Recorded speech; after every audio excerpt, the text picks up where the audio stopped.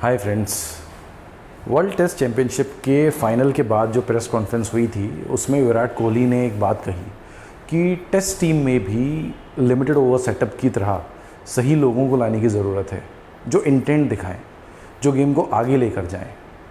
ये बात वो पहले भी बार बार कर चुके हैं, लेकिन कभी किसी का नाम नहीं लिया। इसको लेकर लोग अपने अपने स्पेकुलेशंस लगाते रहते हैं, प्रेडिक्ट करते रहते हैं कि किसके बारे में बात हो रही होती है, और अभी भी हम श्योर नहीं हैं कि ये बात किसके बारे में थी। लेकिन अगर हम खुद से अंदाज़ा लगाने की कोशिश करें तो शायद ये बात सबसे ज़्यादा जिस क्रिकेटर को लेके होती है वो हैं चेतेश्वर पुजारा।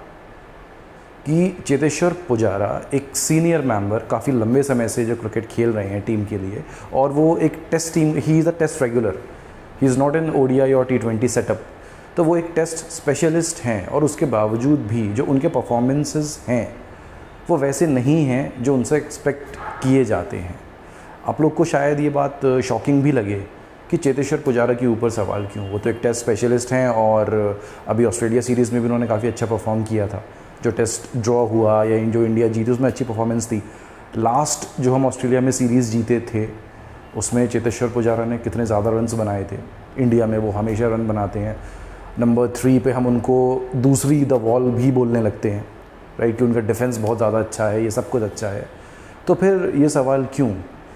और टीम सिलेक्शंस को लेकर भी सवाल उठ रहे हैं जो इंडिया के वर्ल्ड टेस्ट चैम्पियनशिप फाइनल में थी।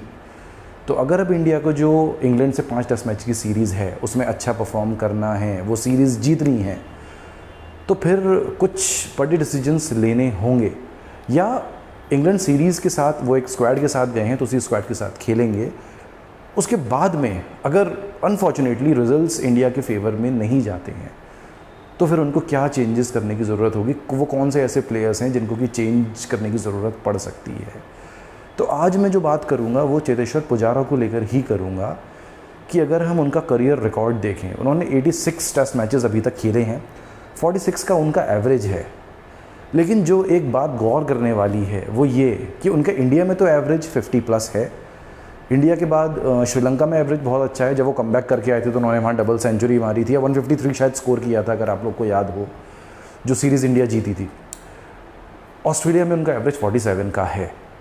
लेकिन इसके बाद इंग्लैंड, न्यूजीलैंड, साउथ अफ्रीका, जो हम पॉपुलरली सीना कंट्रीज़ बोलते हैं, उसमें से अगर हम एक ऑस्ट्रेलिया को हटा दें तो इंग्लैंड, न्यूजीलैंड और साउथ अफ्रीका, जहाँ बॉल स्विंग और सीम होती है, जहाँ पर बैटिंग के लिए कंडीशन सबसे ज़्यादा मुश्किल होते हैं, वहाँ पर जो उनका रिकॉर्ड है वो बिल्कुल भी अच्छा नहीं है। ये उनके एवरेज से रिफ्लेक्ट होता है। इन कंट्रीज़ में उन्होंने जो सेंचुरीज़ मारी हैं उससे रिफ्लेक्ट होता है।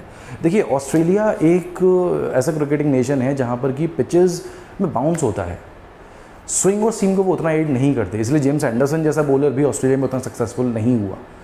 राइट, तो ऑस्ट्रेलिया में उनका रिकॉर्ड समझ में आता है। बॉल सीधे बैट पे आती है, बैटिंग करना ऑस्ट्रेलिया में कंपैरेटिवली ईजी है। मैं उनसे कोई भी क्रेडिट नहीं ले रहा हूँ, जो उन्होंने परफॉर्मेंस दिए हैं अच्छे, वो कमेंडेबल है। ऑस्ट्रेलिया में उनके बिना नहीं जीत पाते। लेकिन हमें हॉर्सेस फॉर कोर्सेज आप ODI या T20 में लगा सकते हैं कि आप प्लेयर्स चेंज करें। टेस्ट क्रिकेट में आपको एक सेटल्ड यूनिट चाहिए, और अगर जो आपका प्लेयर सेट है तो फिर उसको कंसिस्टेंट परफॉर्मेंसेस देने हैं हर जगह पर। तो पुजारा इंग्लैंड, साउथ अफ्रीका और न्यूजीलैंड में परफॉर्मेंसेस नहीं देते हैं। पुजारा ने इंग्लैंड को 2 बार टूर कर लिया, 2014 में और 2018 में। 5-5 टेस्ट मैचेस दोनों बार वो खेले, लेकिन अगर आप देखें उनके पास सिर्फ 1 टेस्ट सेंचुरी है इंग्लैंड में। तो ये जो ट्रैक रिकॉर्ड है और उनके जो डिसमिसल्स का मोड है, किसी भी बैट्समैन जो आपका नंबर 3 बैट्समैन है उसका डिफेंस बहुत ज़्यादा स्ट्रांग होना चाहिए। और पुजारा को लेकर हमारा एक कॉन्सेप्शन भी यही है, एक इम्प्रेशन भी यही है। लेकिन अगर आप देखें उनका बोल्ड, LBW और कॉट बिहाइंड, स्लिप्स की मैं बात नहीं कर रहा हूँ इसमें, बोल्ड, LBW और कॉट बिहाइंड परसेंटेज बहुत ज़्यादा है एक नंबर 3 के हिसाब से। इनफैक्ट जिन प्लेयर्स ने 50 से ज़्यादा इनिंग्स खेली हैं नंबर 3 पे, उनमें पुजारा का परसेंटेज सबसे ज़्यादा है। तो क्लियरली दिखता है कि he has chinks in his armour. There are technical deficiencies associated with Pujara, जिनको कि उनको दूर करने की ज़रूरत है। और कोहली इसी बात को लेकर स्ट्रेस देते रहते हैं। आप डिफेंसिव खेलिए, कोई प्रॉब्लम नहीं है, लेकिन अगर आप खेल रहे हैं अपने पेस पर तो फिर आपको you have to make it count. आपको एक लंबी इनिंग्स खेलनी है। पुजारा अभी तक अपने करियर में सिर्फ 8 बार नॉट आउट रहे हैं, राइट। सिर्फ नॉट आउट रहना क्राइटेरिया नहीं है, लेकिन आपको एक लंबी इनिंग्स खेलनी है तो उनके साथ में वो एक प्रॉब्लम रहती है। और अभी जो हमने फाइनल में भी देखा, वो दोनों इनिंग्स में चीपली आउट हुए। उन्होंने 8 रन बनाए दूसरे इनिंग्स में 54 या 55 बॉल्स में। तो जब आप इतना बॉल्स खेल चुके हैं तो you should be set. Kohli out हुए और उसके थोड़ी देर बाद वो आउट हो गए एंड अगेन स्लिप में कैच।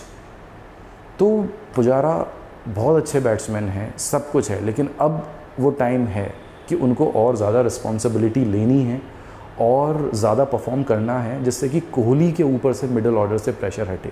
इंडिया 5 बैट्समैन के साथ खेलता है क्योंकि उनके पास एक जेन्युइन पेस बॉलिंग ऑलराउंडर नहीं है। वो पंत को एक स्पेशलिस्ट बैट्समैन की तरह खिला रहे हैं जिससे कि 5 बॉलर्स आ सकें।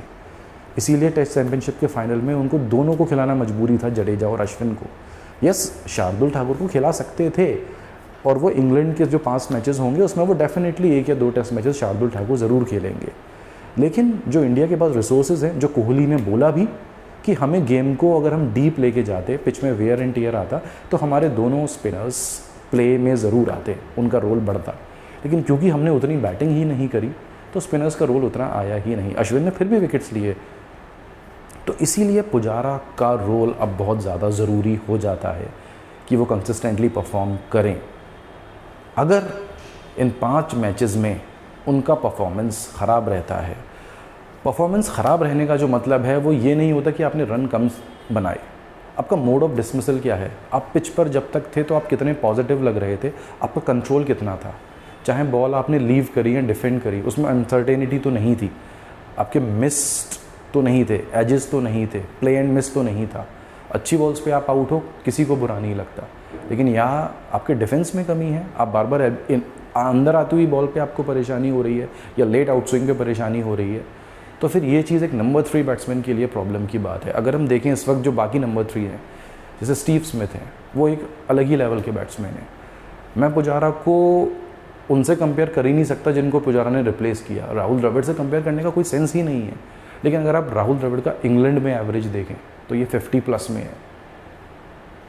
नहीं याद आता किसी और बैट्समैन का नंबर 3 का 50+ जाए इंग्लैंड में।